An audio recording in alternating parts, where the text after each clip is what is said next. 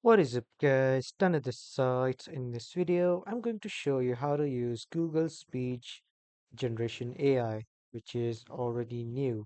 So first, you need to head over to the cloud.google.com, and then you need to search for text-to-speech AI, and then you can just try text-to-speech AI from Google Cloud for free.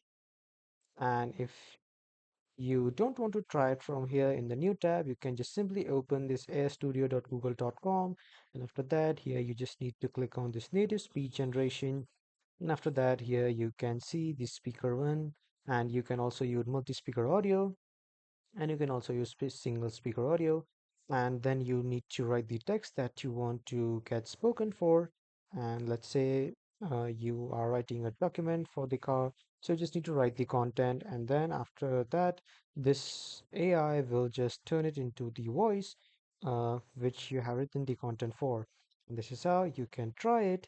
And that was all for this video, everyone. Thank you for watching.